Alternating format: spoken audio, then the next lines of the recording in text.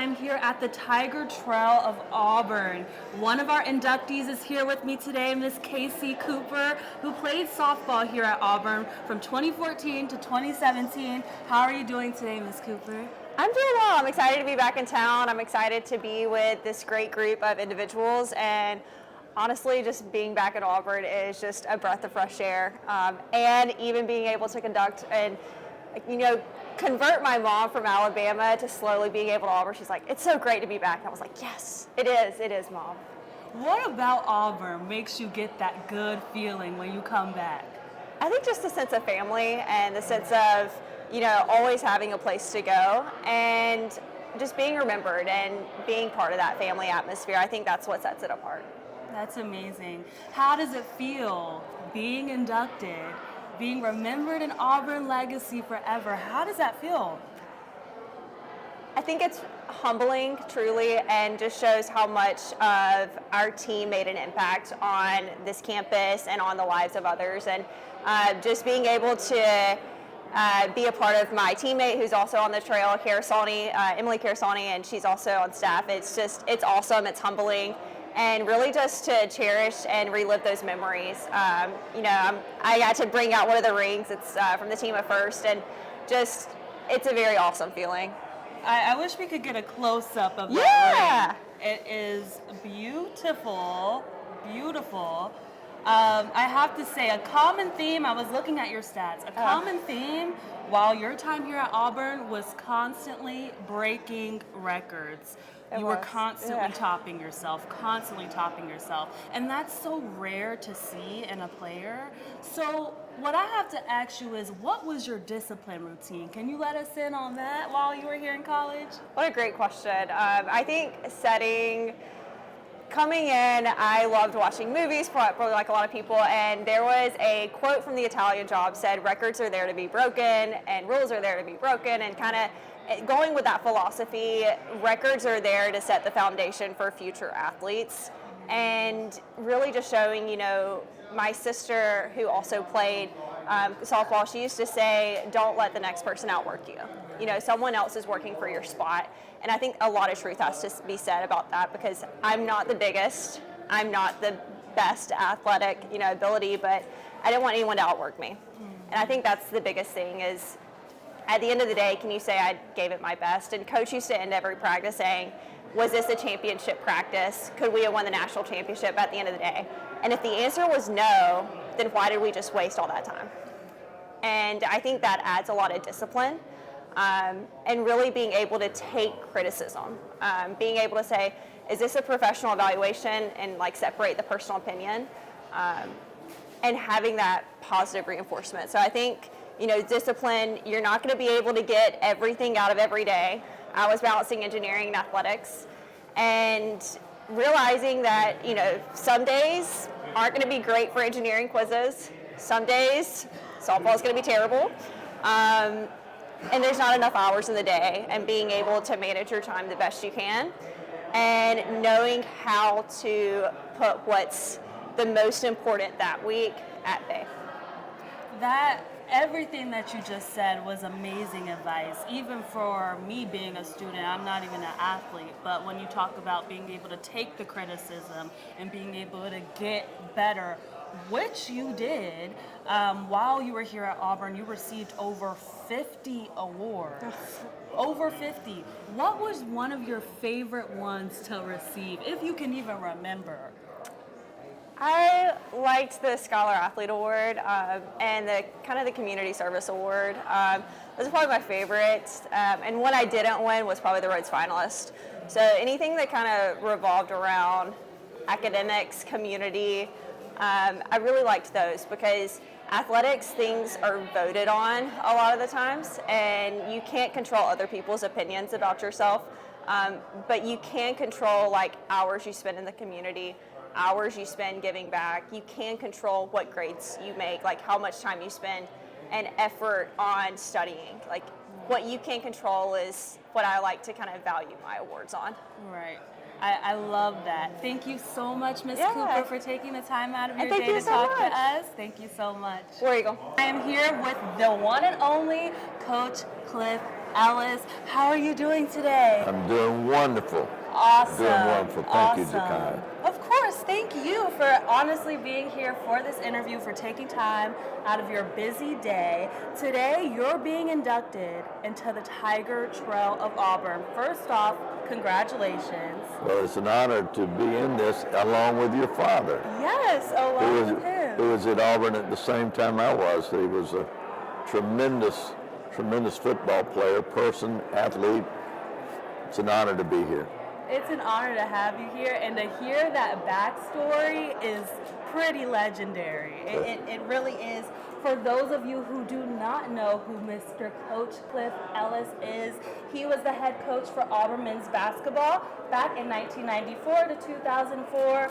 How does it feel today to be inducted into the Tiger Trail? Honestly, if somebody were to tell you back in 1994 when you first began coaching that you would be here today, what would you have said to them? I would say we've had good players, we've had good coaches.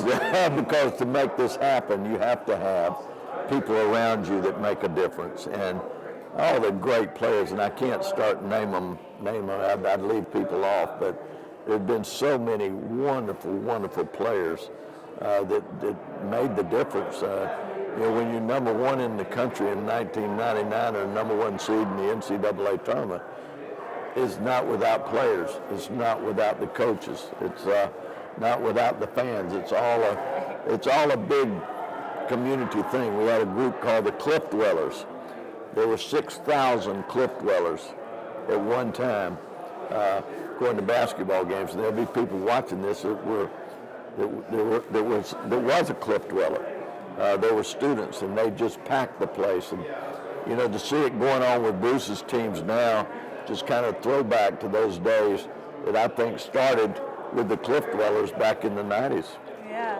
When you talk about Bruce and the team now, okay, so of course we made it to the SEC championships. We won, right. Although you led Auburn men's basketball to the Sweet 16 2 different times.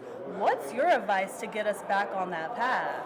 Well, I think Bruce is doing a great job. They've been there with regards to, you've got to be talented, but you also got to be fortunate in the bounce of the basketball, and you have to stay focused.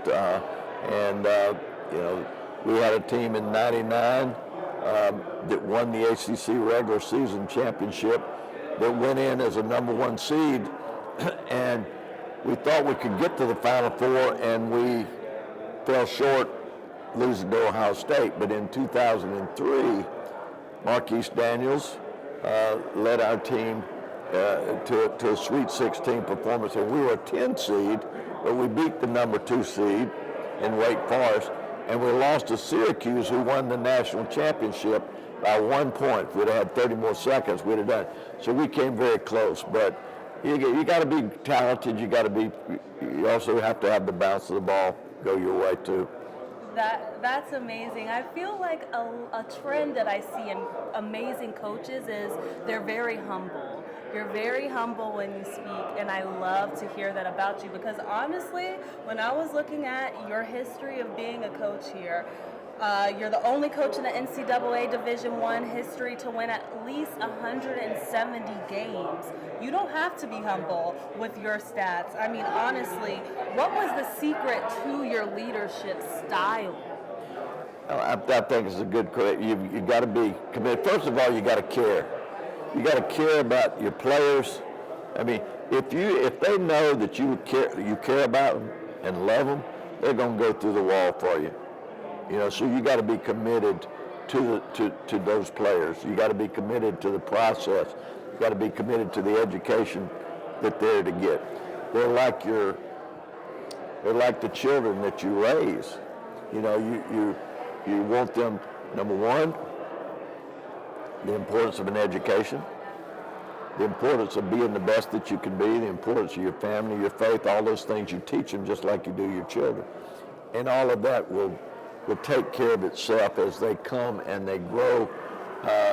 And you want them to be the best that they can be. And you focus on the fact that, okay, life's not going to always be fair. Right. You're going to win some, you're going to lose some. You can't get too far down when you lose. When you win, you can't get too far up. You got to know where your breaking point is, because everybody's got a breaking point, and adversity is going to happen 3 to 5 times every day. There's something unexpected is going to happen. How are you going to deal with that? And I think that's the key through all that. I really do. I have to say, listening to you speak, it makes so much sense why you were inducted into the Tiger Trail of Auburn. It does.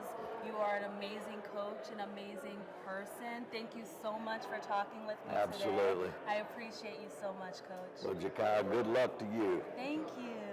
Hello and welcome to Eagle Eye TV. Today, I am here with the one and only Catlin Atkinson, gymnast, was a gymnast here at Auburn. Your legacy is going to be remembered here forever. How did you react when you first found that out? Yeah, I read the email and I was like, I had to read it like 2 or 3 times and kind of like, is this real? Is this really what I think it is? Like, is this really the Tiger Trail of Auburn? And it really was. So I was very like shocked and emotional, and just to know that my legacy was going to be cemented in Auburn, like in the floors of Auburn, was just really, it's kind of surreal, honestly. In your induction speech, you said, I didn't even expect to be here. I didn't even expect to be chosen. Why was that? Why didn't you expect that? Yeah, I mean, I knew when I was at Auburn, like I knew that I was a star, right? Like, but there's been so many great gymnasts that we've had that have come before me and that have come after me.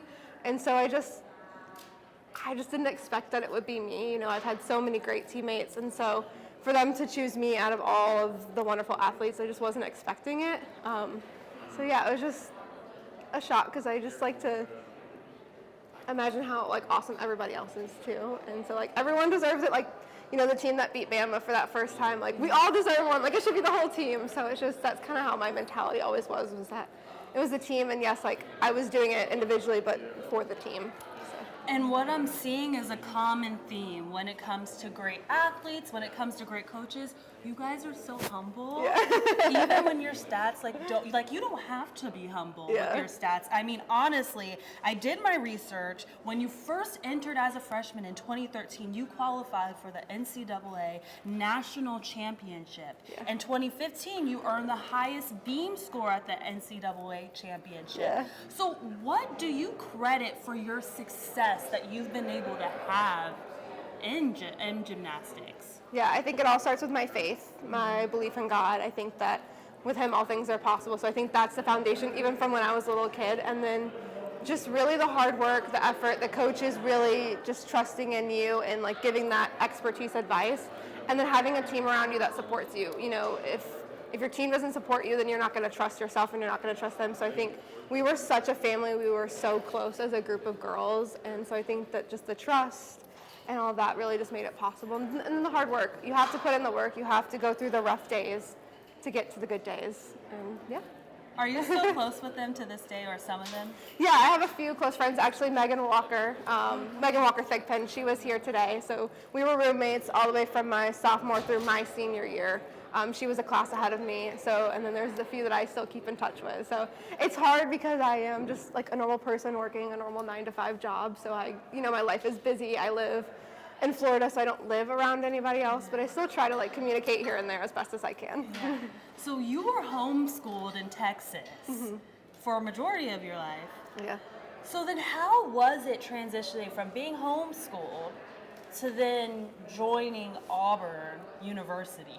Yeah, it was kind of a shock. Like we came in summer, so I think that was helpful because the campus wasn't as full as it would be like on a normal fall semester. So I kind of got used to it with a little bit less people, but it was very overwhelming as far as like just meeting all the different athletes and all the different sports, because I had been in my own little do school at home, go to practice, come home and like be with my family. That was really like all I did growing up, which obviously it got me to where I was. So I'm very proud of that.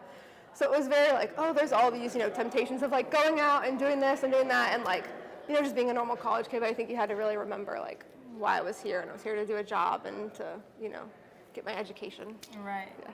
What's your advice to students who are transitioning from being homeschooled to maybe if they're then going to a public school or going to a bigger institution? What's your advice for them? I think just find like a group of people. It doesn't have to be like 10 people. Find that 1 or 2 people that really like you connect with and you understand. And whether there's certain hobbies. So I knew coming into Auburn that I had my team. Like that was kind of like a safety net. So if you're coming in and you don't have that team and you really love to dance or you really love to do art, find that group of people that you can really connect with. And then I think from there you just kind of grow and you can, that circle gets bigger and bigger as you grow. So start kind of small and doing what you love. Don't change who you are for other people is the biggest thing. Got it. I love that Yeah. advice, and you heard it here first, exclusively from the one and only Miss Atkinson. Thank you so much for being here today. Thank I appreciate you. Thank you so much. Yeah.